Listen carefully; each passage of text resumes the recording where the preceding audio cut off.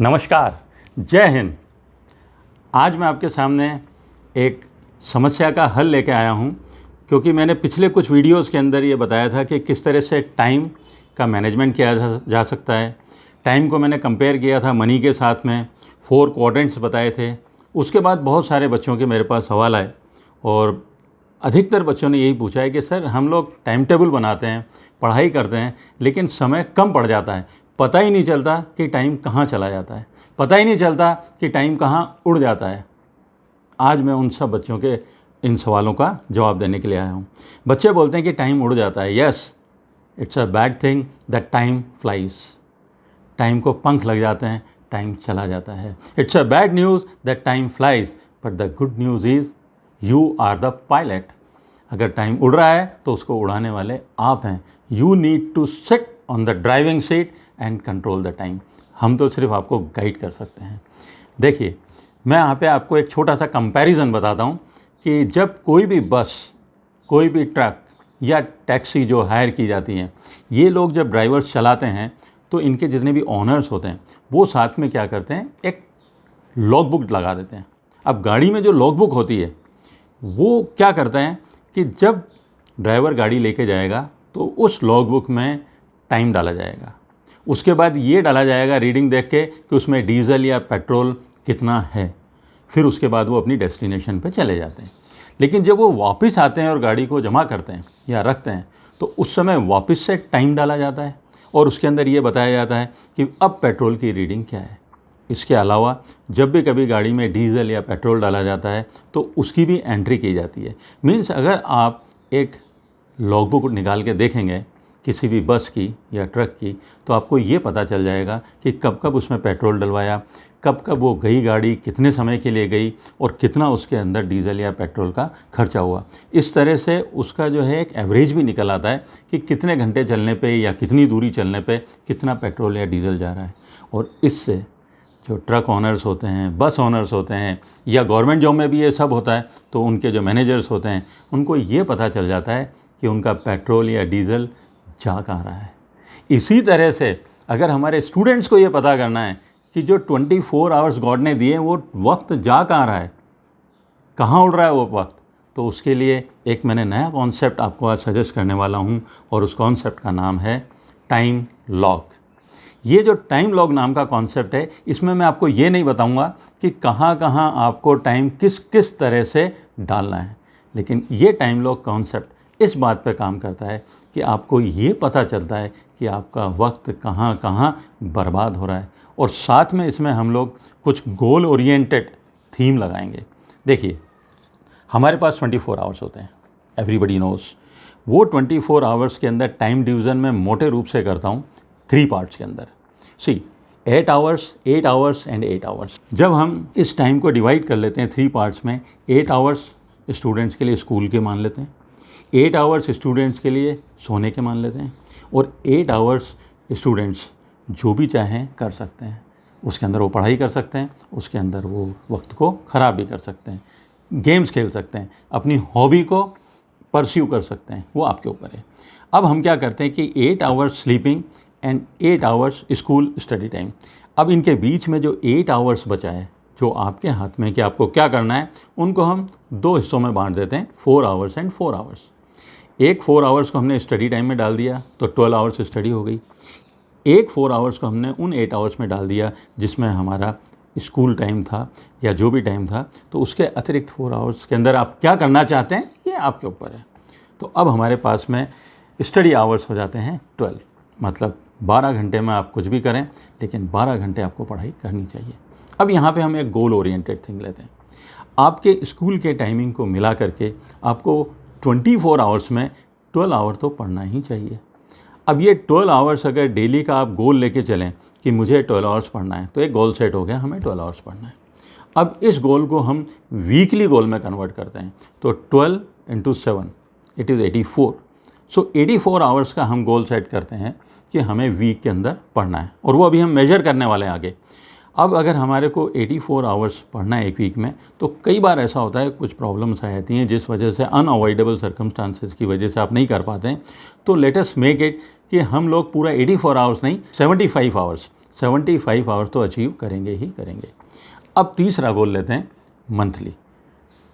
12 hours into 30 it is 360।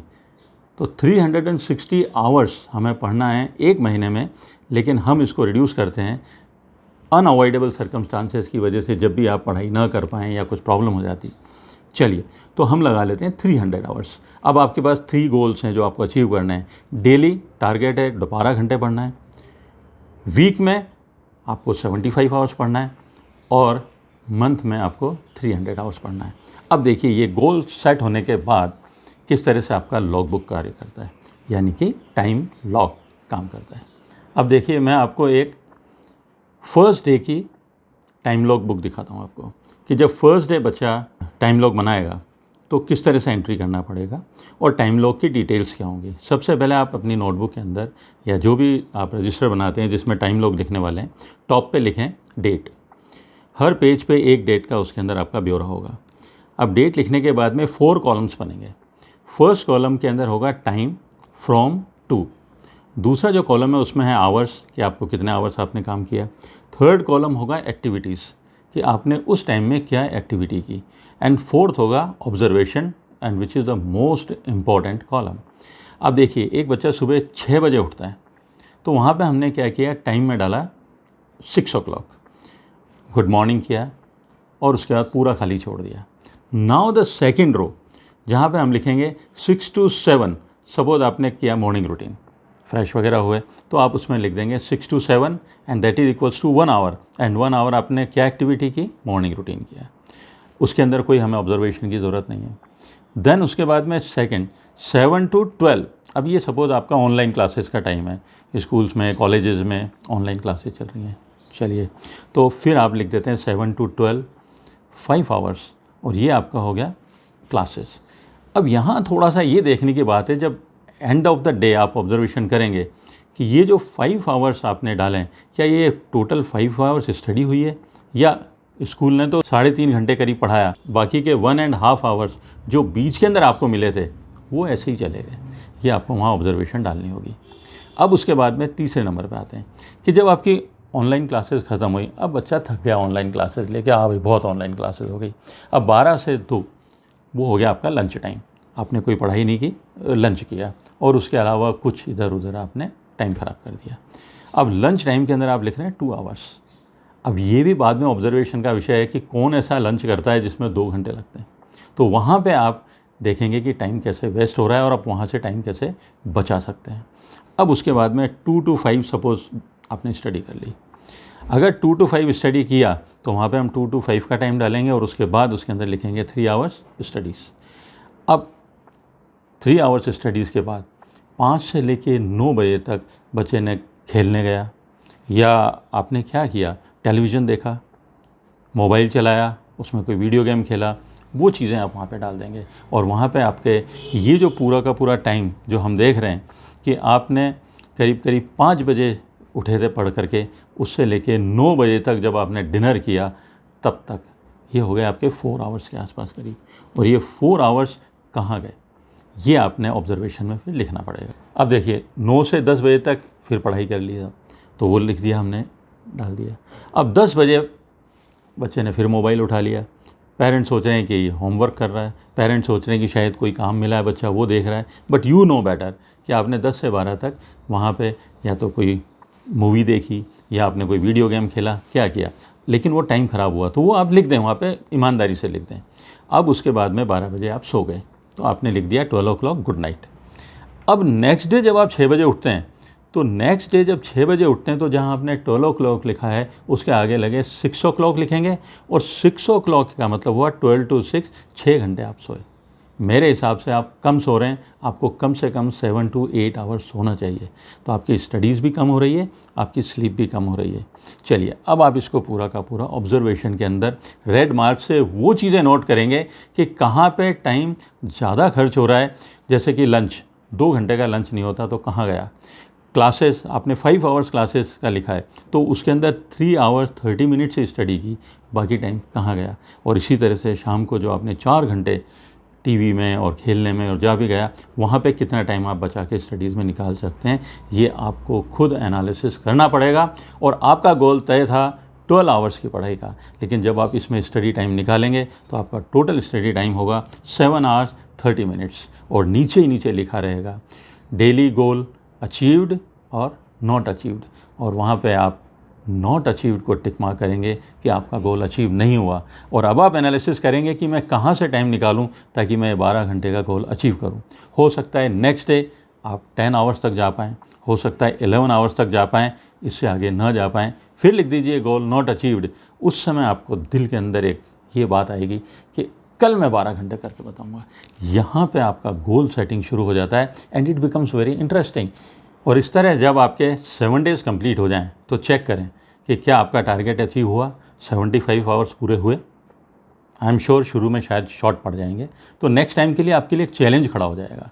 और इसी तरह से जब आपके 30 डेज़ पूरे होते हैं तो आपको ये देखना है कि क्या आपके 300 आवर्स जो आपने सोचा था पूरे हुए। और मैं आपको बताता हूँ कि जब आपके 1 या 2 वीक निकल जाते हैं तब तक आपको ये आइडिया लग जाता है कि कहाँ टाइम वेस्ट हो रहा है, और आप उसको मैनेज करना शुरू कर देते हैं। और आपको इस समय चिंता होती है अपने 30 डेज़ वाले चैलेंज की कि मुझे 300 आवर्स कंप्लीट करना है। और यहाँ से आपका शुरू हो जाता है challenging yourself, competition with yourself. और ये चीज़ आपको धीरे धीरे आगे बढ़ाने लग जाती है। और जब आपके गोल सेटिंग प्रॉपर होता है तो definitely you are a self motivated person. और फिर उसके बाद कोई भी चैलेंज, कोई भी पढ़ाई, कोई भी स्टडी, कोई भी कंपटीशन अगर आपके सामने खड़ा होता है तो उनसे कह देना, आंखों में आंखें डाल के बोलना कि देखना है अगर हमारे उड़ने का अंदाज़, देखना है अगर हमारे उड़ने का अंदाज़, तो आसमानों से कह दो और ऊंचे हो जाएं। हम वो पत्थर नहीं जो तूफ़ानों से हिल जाएं, हम वो पत्थर नहीं जो तूफ़ानों से हिल जाएं, हवाओं से कह दो अपनी औकात में रहें। आई होप कि सभी बच्चे ये टाइम लॉक जो प्रोसेस है इसको फॉलो करेंगे और उनकी प्रॉब्लम का सॉल्यूशन उन्हें मिल गया होगा। अब मैं आपसे विदा लेता हूँ। नेक्स्ट टाइम नेक्स्ट संडे फिर मिलेंगे एक और वीडियो के साथ, अपने एक और अनुभव के साथ। तब तक नमस्कार, जय हिंद।